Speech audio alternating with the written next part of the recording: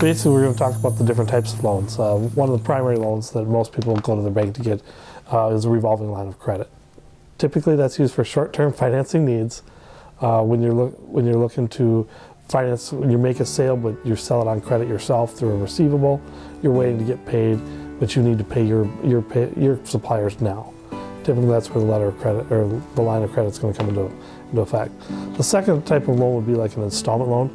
That'd be your typical equipment or car loan. You're buying a particular piece of item, you're paying for it over a particular certain period of time.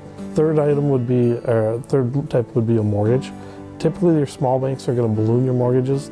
On a commercial side, they're typically only going to run out 3, 5, 7 years, maybe 10 years. 20-year, 30-year fixed almost don't exist in our industry for the commercial side. There are a handful of lenders that will offer periodically on a special promotion, but it's not a regular occurrence. So most small community banks are going to do a 5-year balloon on a mortgage type of basis, and every 5 years they're going to want to collect financials and rewrite the loan. Occasionally you'll find a company that occupies a rental space and they have a loan for the build out. Occasionally you'll have those sort of situations, but they're very rare. It's not an everyday occurrence, but I do see them a couple times a year. Interim financing is typically short-term financing, usually financing a specific type of program. You've got something coming up, you're expecting a certain payday for completing a certain contract. We're providing the financing in the middle there just to bridge that gap. Secured and unsecured loans is referring mostly towards unsecured type of lending, small one-time item credits where you're typically borrowing on a credit card or maybe something a little larger than a credit card just to meet a certain goal for a very short time. Most of the time, like I said, these deals are unsecured and they're generally very small ticket items. Letters of credit.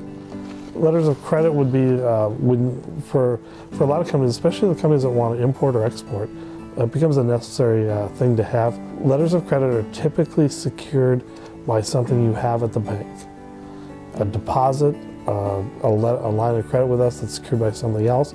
You have some sort of asset the bank is taking, provide you a letter of credit that you can give to your suppliers overseas so that you can buy their product and have it shipped to us. For international trade, letters of credit become almost a must.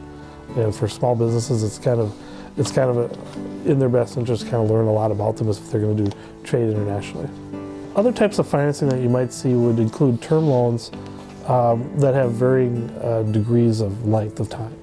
You'll see some loans where it might be 10 years advertised, where it's because of a partner buyout, and it's not because of any particular piece of equipment. So you'll have some unusual terms and length and conditions on things, and it's going to depend upon the purpose and the long-term nature of what that purpose might be. Second mortgages are not real common in our industry.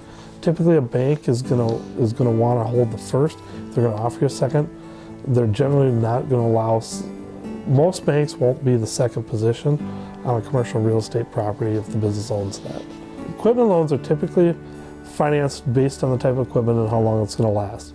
That equipment could be anywhere from a 1 year to 10 years to maybe longer, depending upon long-term nature. Some industrial equipment lasts 40 years.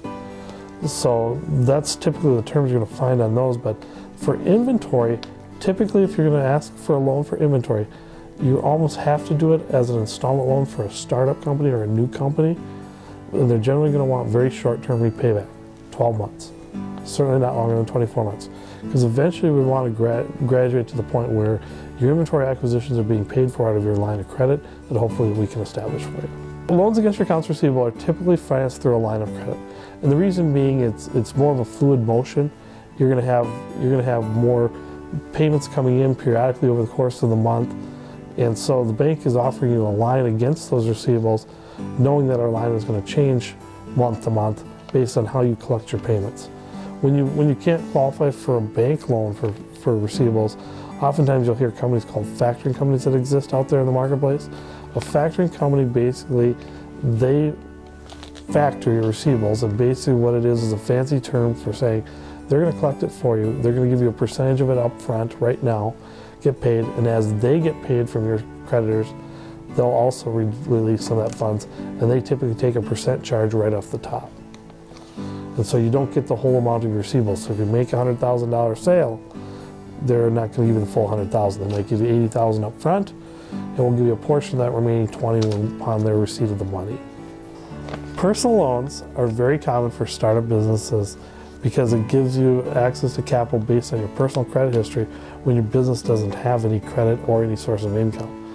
Banks generally, or lenders will generally finance it off of what you've historically earned, and based on your personal credit history, it might give you a little bit of an advantage to be able to get some money that you'll typically take in your personal name to invest in the company and get yourself a company up and started. It's usually your initial capital into the company. Then you get into some of the guaranteed loans. Depending upon which community you live in, different communities have different guaranteed sponsors. Nationwide, the Small Business Administration guarantees a good portion of small business loans. You do pay a fee for the service. It's not free at the current moment, but it has been in the last few years. Depending upon the whims of Congress, they often will waive some of the fees to make it more appealing to small businesses. But often guarantees are often necessary in order to get the deal done. As a business owner, you and your spouse, especially if the spouse is a major income earner, may be asked to personally guarantee the loan.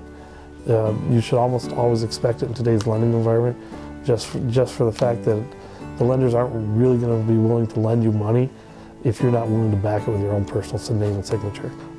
What loans can and can't be used for? Loans can be used for almost any legitimate business purpose that affects the business. And what we have to do is try to take the person out of the transaction and really think about just what's in the business's interest. Because what loans can't be used for oftentimes is when you get that mix of business and personal. The owner has invested several $1,000s in the company, wants his money back. That's one of the things that loans can't be used for, is repaying the owner. Anything that goes in the owner's pocket, generally not in the best interest of the bank or lending to the company at that point in time. Can the owner pay themselves a wage on the loan? Yes, they can, but it has to be built into their plan that they're going to take that sort of money out of the company. When we underwrite the loan, it has to be taken into account that you don't get the money in order to make sure that there's enough cash flow to qualify. Assuming that we can get to that point and be happy with the transaction, then yes, we can proceed with the loan. Can you use it then to pay yourself and pay yourself a salary out of the company for an initial startup? Yes, you can. It's kind of understood that that's probably going to happen.